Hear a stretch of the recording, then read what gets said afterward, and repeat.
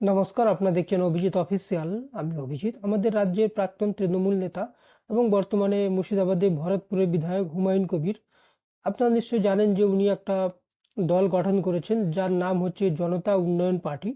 তো উনি প্রথম থেকে যেটা ওনার দল ঘোষণা করার উদ্দেশ্য, উনি প্রথমেই জানিয়েছিলেন যে বাবরি মসজিদ করবেন। তারপর সেই অনুযায়ী জায়গা দেখেছেন, সেখানে মাপজোক করেছেন। যদিও এখনো কাজ শুরু হয়েছে বলে মনে হয় না, কিন্তু মাঝখানে শোনা যাচ্ছিল যে কিছু ইঞ্জিনিয়ার এসে সেগুলো মাপজোক করছিল বা সয়েল টেস্ট ইত্যাদি ইত্যাদি করছিল, কিভাবে ডিজাইন হবে ইত্যাদি প্রকাশও উনি করছিলেন। তো তারপরে উনি এবার দলও গঠন করেছেন। প্রথমে বাবরি মসজিদের শিলান্যাস করলেন, তারপর উনি দল গঠন করলেন জনতা উন্নয়ন পার্টি।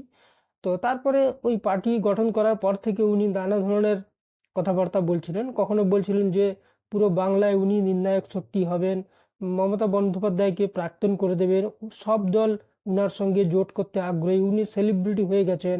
কখনো বলছিলেন হেলিকপ্টার করে গোটা বাংলা উনি ঘোরাঘুরি করবেন। তারপরে আগ বাড়িয়ে উনি এটাও বলেছিলেন যে সিপিএম এর লোক ওনার সঙ্গে জোট করতে চাইছে, আইএসএফ জোট করতে চাইছে, কংগ্রেস জোট করতে চাইছে। মোটামুটি উনি যেভাবে বড় বড় ডায়লগ দিচ্ছিলেন, মনে হচ্ছিল যেন সব রাজনৈতিক দল ওনার পেছনে পেছনে ছুটছেন এবং সবাই ভাবছেন যে হুমায়ুন কবিরের একটু সঙ্গ না পেলে ওনাদের মনে হয় রাজনৈতিক কার্যকলাপ বন্ধ হয়ে যাবে বা ওনারা কোনো ভোটে জিততে পারবেন না। তো তারপরে আপনারা দেখেছেন যে মোহাম্মদ সেলিম, সিপিএমের যিনি রাজ্য সম্পাদক, উনি উনার সঙ্গে একটা বৈঠক করেছিলেন। সেটা জানাজানি হওয়ার পর নানা বিতর্ক হয়েছে। তারপর আপনারা দেখেছেন যে আমি এর আগে কয়েকটা ভিডিওতে বলেছিলাম যে কংগ্রেস কখনোই এই ধরনের যারা বাবরি মসজিদ ইস্যুকে সামনে রেখে রাজনৈতিক দল বানিয়েছে, আর যাই হোক কোনো ধর্মনিরপেক্ষ দল তাদের সঙ্গে জোট করবে না। তার কারণ হচ্ছে যে বাবরি মসজিদ নিয়ে এত সাম্প্রদায়িক সম্প্রীতি ভারতবর্ষে নষ্ট হয়েছে। এই বাবরি মসজিদ সুপ্রিম কোর্টের একটা রায়ে তার রায় নিষ্পত্তি হয়েছে। তো সেটাকে আবার সেই বিতর্কটাকে খুঁচিয়ে তোলা কোনো ধর্মনিরপেক্ষ দল, বিশেষ করে কংগ্রেস, সিপিএম, এই ধরনের দল কিন্তু কেউ সাপোর্ট করবে বলে মনে হয় না। তো শেষ ওনার আশা ছিল যে আসাউদ্দিন ওবেসি আর আইএসএফ, কিন্তু আমি এটাও বলেছিলাম যে নেতা আইএসএফ এর যে নেতা নওশাদ সিদ্দিকী, আর যাই হোক ছেলেটার কথাবার্তা খুব মার্জিত, ভদ্র এবং কখনো সাম্প্রদায়িক কথাবার্তা বলে না। সেই দিক দিয়ে কিন্তু ওকে খুব ভালো লাগে, যে ভালো একজন পলিটিশিয়ান। তো আমার মনে হচ্ছিল যে ও কমসে কম নওশাদ সিদ্দিকী ওই হুমায়ুন কবিরের সঙ্গে জোট বাঁধবে, এটাও মনে করা ঠিক হবে না। তো যাই হোক, এক প্রকার কংগ্রেস তো বলেই দিয়েছে যে 2026-এ তারা একা লড়বে, কারোর সঙ্গে জোট করবে না।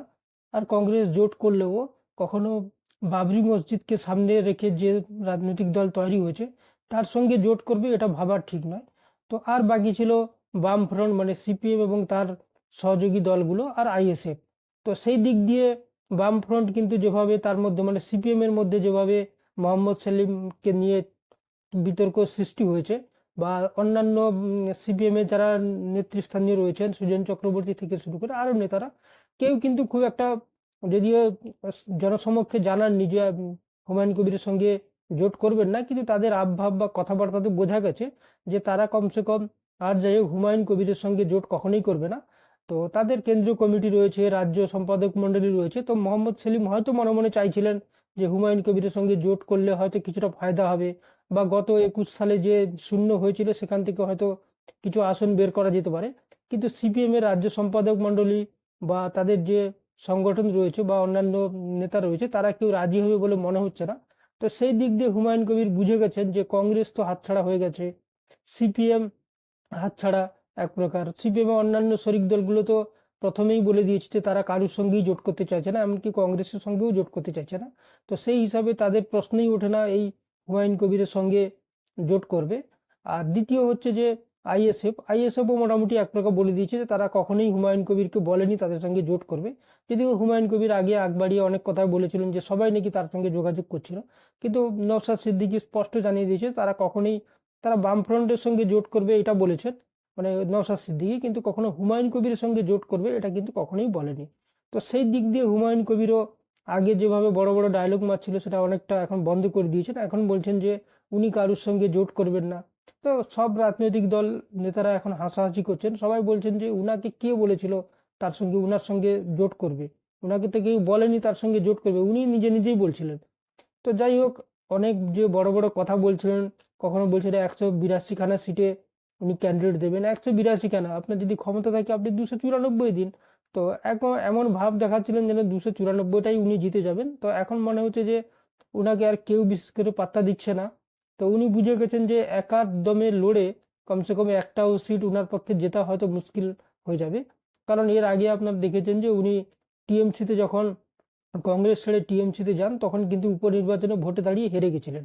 তো বিজেপির টিকিটে উনি লোকসভায় দাঁড়িয়েছিলেন, তাও কিন্তু হেরে গেছিলেন। তো একার দমে উনি ভোটে লড়ে জিতে যাবেন সেটা কিন্তু মনে হচ্ছে না। তো উনি ভেবেছিলেন হয়তো সিপিএম কংগ্রেস সবাই ওনার সঙ্গে জোট করবেন, কারণ উনি যেভাবে বড় বড় ডায়লগ মারছেন তাতে হয়তো সবাই অনুপ্রাণিত হয়ে যাবেন উনার। কিন্তু কেউ উনাকে আর পাত্তা দিচ্ছেন না, এটা দেখে উনি হতাশ হয়ে যাচ্ছেন, নানা ধরনের কথা বলছেন। এখন বলছেন যে একলা চলবেন, তো একলাই হয়তো চলবেন এবং শেষ পর্যন্ত উনার হাল খুব একটা ভালো হবে বলে, মানে আমি বলছি যে ওনার সিট একটাও উনি পাবেন বলে মনে হচ্ছে না।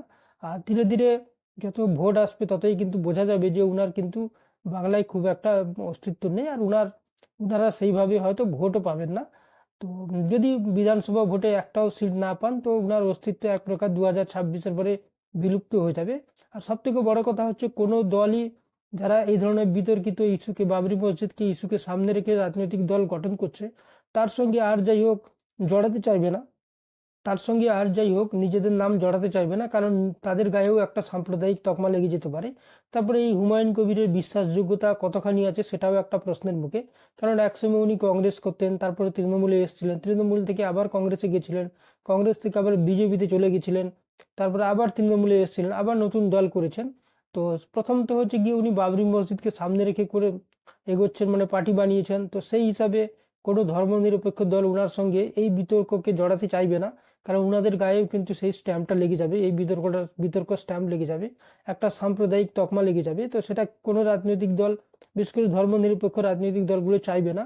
আর বাকি রয়েছে শেষ ভরসা ওনার কাছে, সেটা হচ্ছে আসাউদ্দিন ওবেসির পার্টি। ওনারাও ওনার সঙ্গে জোট করবে বলে আমার মনে হয় না, যদিও হুমায়ুন কবির বলছেন যে ওনাদের সঙ্গে কথাবার্তা ফাইনাল। আর যদি জোটও করেন তো আসাউদ্দিন ওবেসি শোনা যাচ্ছে উত্তর দিনাজপুরে একটা দুটো সিটে কিছুটা ওনার সাপোর্টার রয়েছে, তাই বলে ওনারা কোনো সিট পেয়ে যাবেন এরকম মনে হচ্ছে না। তো দেখা যাক কি হয়। আর দ্বিতীয় হচ্ছে যে এই হুমায়ুন কবিরকে কেউ অন্যান্য রাজনৈতিক নেতারা বা দল কেউ বিশ্বাস এই কারণে করছে না, কারণ 26-এ ওনারা যদি তাদের সঙ্গে, মানে এই হুমায়ুন কবিরের সঙ্গে জোট করে, আর 26-এর ভোটের পরে এই হুমায়ুন কবির কোন দিকে চলে যাবেন, কারণ উনি একবার তৃণমূলেও গেছিলেন আবার বিজেপিতেও গেছিলেন। তো একবার যদি আবার 2026-এর পরে উনি বিজেপিতে চলে যান, তাহলে কিন্তু এই সিপিএম কংগ্রেস বা আইএসএফ যারাই ওনার সঙ্গে জোট করুক না কেন তাদের কিন্তু মুখটা পড়বে।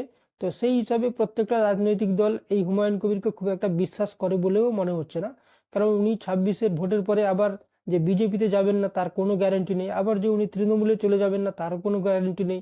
তো সেক্ষেত্রে উনার সঙ্গে প্রথমত হচ্ছে গিয়ে বাবরি মসজিদ ইস্যু থাকার জন্য একটা বিতর্ক রয়েছে, তারপরে উনার যে বিশ্বাসযোগ্যতা নিয়েও একটা প্রশ্ন রয়েছে, যে 26-এর পরে উনি আদৌ কোন দলে চলে যাবেন তার কোনো ঠিক নেই। তো সেই হিসাবে আমার মনে হচ্ছে না ওনার সঙ্গে কেউ জোট করবেন, এবং যেহেতু ওনার সঙ্গে কেউ জোট করতে চাইছে না বা করবেনও না, তো সেক্ষেত্রে উনিও বুঝে গেছেন যে 2026-এ বিধানসভা ভোটে উনাদের দলের কি হাল হতে পারে। তো সেই হতাশার কারণে উনি নানা ধরনের কথা, আগে যেভাবে ডায়লগ মারছিলেন এখন একতরফা আবার অন্যান্য কথা বলছেন, যে কারোর সঙ্গে উনি জোট করতে চাইছেন না। আসল কথা হচ্ছে যে উনার সঙ্গেই কেউ জোট করতে চাইছে না। তো দেখা যাক যত 26-এর ভোট আসবে। আর বাকি রয়েছে আসাউদ্দিন ওবেসির মিম। তো তারা যদি জোট না করে তাহলে কিন্তু হুমায়ুন কবিরের মুখটা কিন্তু আমার মনে হচ্ছে যে এত বড় বড় কথা বলছিল সেগুলো কিন্তু পুরোপুরি 26-এর আগেই হয়তো বন্ধ হয়ে যাবে।